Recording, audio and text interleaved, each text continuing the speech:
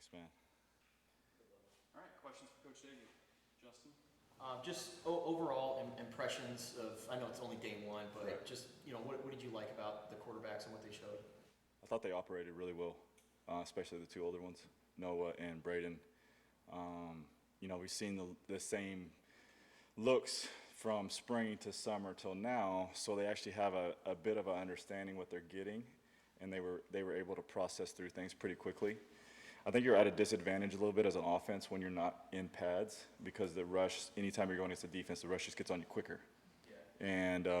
And those guys are big, so they're stand up, right? So the pocket gets collapsed a little bit, so you got to really progress pretty quickly and get the ball out of your hands, which I thought both of them did really well today. Troy? And then David? You kind of touched upon it, but Noah specifically compared to where he was with the playbook in the spring to now, just that development process for him being his third different offense in X amount of years. Yeah, it's like he's been through it for years now. But we've spent a lot of time together, so it's encouraging for me. And I knew this, I expected it, but when you see it, it just gives you more confidence to see, like, okay, our work is paying off. Like, he's operating at a high level, and like you said, it's the very first day. But that was expected from him too, because of the work we put in, the work he's put in on his own, and the work he's put in over the summer. You expected him to operate like he operated today. Now, was he perfect? No. It's first day. There's some things that happen that we got to clean up. Just like I'm sure Aaron Rodgers had to clean up with the Steelers the very first day too. But at the end of the day, I was very pleased with how he operated the offense. David, and then back to Justin. So how would you describe your relationship with Josh Miller and just what it means to have a guy on this staff with you that was with you last year when you're coming into a new situation? Absolutely. That was one of the biggest hires for me. When that came available, that's one guy that I've been at multiple places where I can go to the head coach and I can completely stand on the table for a human being and a coach that the job will get done the right way. And there's not many people, and this is talking to like mentors of mine that I've hired before. Like, you can hire your friends, you can hire people you trust, but sometimes it could go sideways because they're not in it for the right reasons. They're not in it for, to grow and develop. They maybe get an ego at times where, like, Miller, at every place we've been in, this is our fourth place together. Like I said, he's the only one in the world that I can stand on the table and look at a head coach in the eyes and say, this guy is you can't miss, right? He's gonna develop the room. He's gonna recruit at a high level. He's gonna have great relationships with his players, and then he's my right hand. So, like, the reason I'm here is because we had success at Marshall. Well, the reason we had success at Marshall is because Josh Miller played a big role in that. We ran the football really well because Josh Miller helped me game plan that. Josh Miller sat next to me in the box and helped me call it, right? So he is a huge role of why I'm here, and I'm excited to have him here. And if you ask anybody on the staff going through the spring, and obviously it's summer and fall now, but through the spring, the most improved unit on the offense was the tight ends. And that was a concern going into spring. And now coming out of spring, it's a strength. What did the tight ends do to make that jump? The mentality part and the physicality part.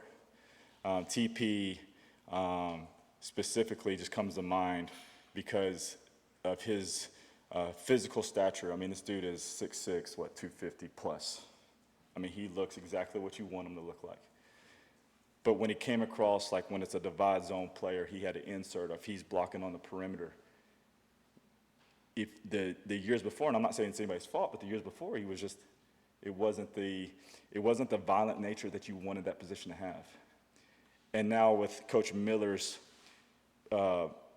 personality, the way he demands, those guys are kind of taking on his personality. And I call him kind of a psycho all the time, like Coach Miller is a psycho. But now those tight ends are taking over that personality. And TP kind of has that now a little bit to him. So he's always angry, which I love. And now I don't question his mental makeup when he's cutting across to block a defensive end. Justin and then Michael. Well, and speaking of tight ends, you added Ken Bernett in the offseason, and I think he was committed to you when you were at USC. That's right. What do you remember about his recruitment, and what do you think he's going to add? His recruitment was, he was a local kid that was a national recruit. I felt like he fit the offense that we were in. It was very similar to what we do now because he's long and can run.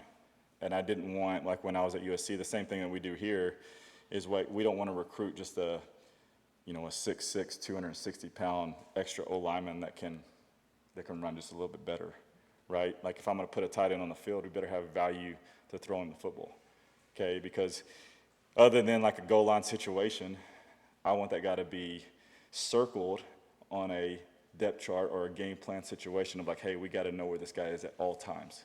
And I thought Ken had that skill set. And so going through that recruitment, we got really, really close with him, really close with his parents, with Chester, his dad, who's obviously a former alum here. So we had a great relationship. I was a little bit disappointed when he decommitted and ended up coming here, but obviously full circle it works out. And then, as far as Braden Lock goes, he's a guy that could start at a lot of other places, but chose here. What do you like about him and his role as Noah's backup?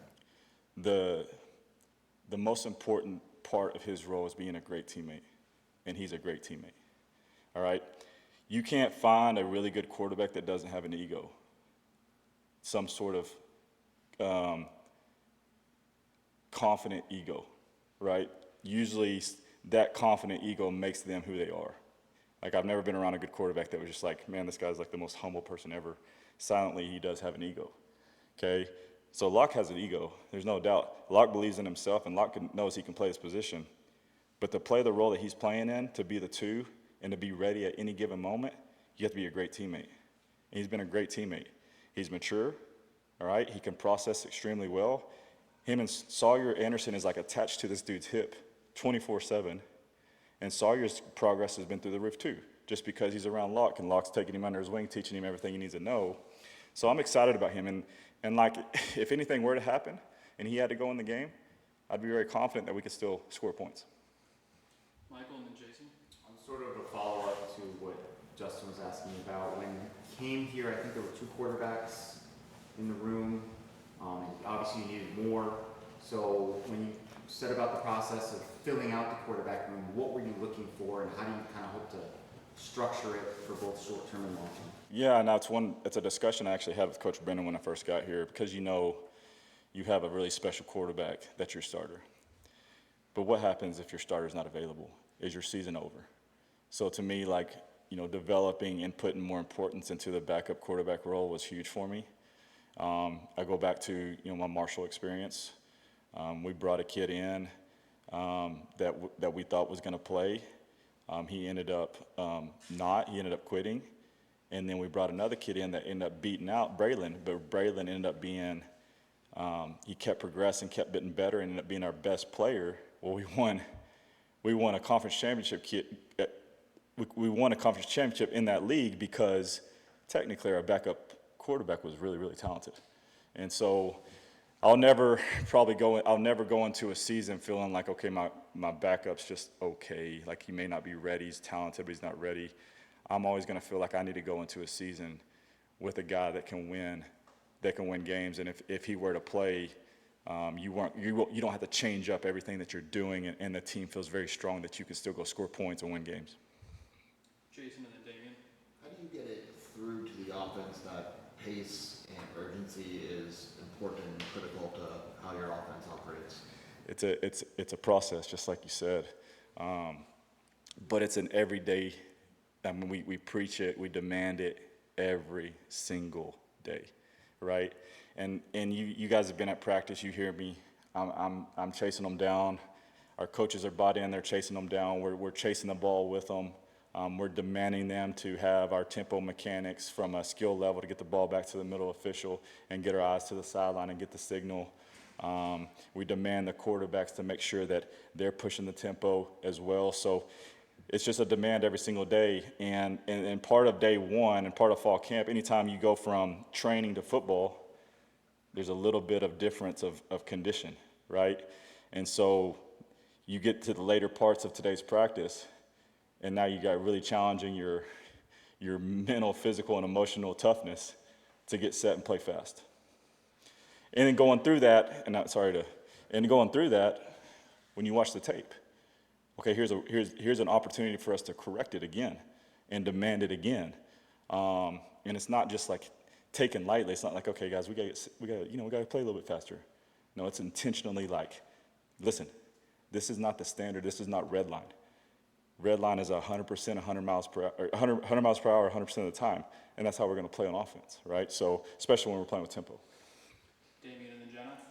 So Seth, you talk about quarterbacks and ego. Noah is a very humble dude. What's an example that you can tell us about that ego of his coming to the surface? If you were to ask which quarterback in the Big 12 is better than Noah, and you asked him that question, just you and him, his answer is himself, right? So then that, to me, that's the ego part. He believes in himself so much that he thinks in his mind, which I agree, he's the best quarterback in the league, right? And I think that was, we've talked about this. It was big for me going to the Peyton Manning Passing Academy when I was his age. When he got in there, we had a little discussion because he's such a good teammate. He's like, hey, coach, like, I'm going to miss days to go on this camp. I'm like, bro, you're going. Right, we're good. Like, you're an everyday dude. Like, you're going to that camp, and here's why. Because you're going to go to that camp, and you're going to be, and because he does train with a quarterback training business called 3D QB, which you got Matt Ryan, Matthew Stafford, Jared Goff, Bryce Young, Jackson Dart. All those guys train with 3D QB. So does Noah. So Noah's been around elite throwers before, but every now and then it's good for your confidence to go see the best in the country at his level, at his age, and you go throw next to him, and then you come back and you're like, yeah, it's on now. And that's what he did. He came back and he said, coach, it's on. That's what I needed. So that's the ego part to him, and that's what I love about him. Because he'll never show it, right? He's a great teammate. He's humble to the media, to his teammates, to his coaches, to anybody in the community. When he straps that helmet on, he believes he's the best in the world. And that's what I love about him. Two more we'll do. Jenna and finish with Justin. Something Noah talked about too was trying to be a more vocal leader during the off season to, the offense and also his quarterbacks. How have you seen that kind of growth play out through the summer and beginning of fall? That's the biggest growth. Like, I'm not surprised by the scheme part. I mean, we spent a lot of time on it, and this install, day one install, has been the most heavy install I've ever put in my entire career. Okay, and I put a lot on him strictly because I know Noah can make it right. Braden can make it right. But the biggest, and I wouldn't say it's a huge surprise to me, but it was a big challenge for him to really grow in that space. And he's grown so much that he's kicking me out of huddles now, right? So like, I'm hot and I'm ready to get after the boys. He can feel it. He'll kick me out and say, coach, I got it. And then he takes over. Next thing you know, we have a great period. That's how that works. Finish up with Justin. So with the group that you have right now, collectively on offense, what gives you hope that you guys can really execute in the red zone this year? Well, that's a good question. I think, I really believe in, Coach Miller and myself, like, we're constantly auditing, like, what we do. So it's like, through this summer, in our off time, is trying to, like, find, like, what scheme, what plays, what gives you an advantage down there, right? Why are people scoring? Why are people not? So I think readjusting that every year gives you a chance. And then if you have a quarterback that can throw with accuracy and precision, because there's tight windows down there, that gives you a chance too. So I feel confident that Noah, again, and I'm going back to Noah, now we got a lot to prove, me and Noah, so I'm talking a big game here. I don't want this to be misunderstood. We both know we got a big challenge ahead of ourselves, and we know we got a lot to prove. But at the end of the day, I feel very confident that we can score in the red zone strictly because the quarterback is so precise and quickly to get through his progression, and he can fit balls in tight windows and be very accurate. All right, thank you, Coach. Yeah. Thank you, guys. Thank you.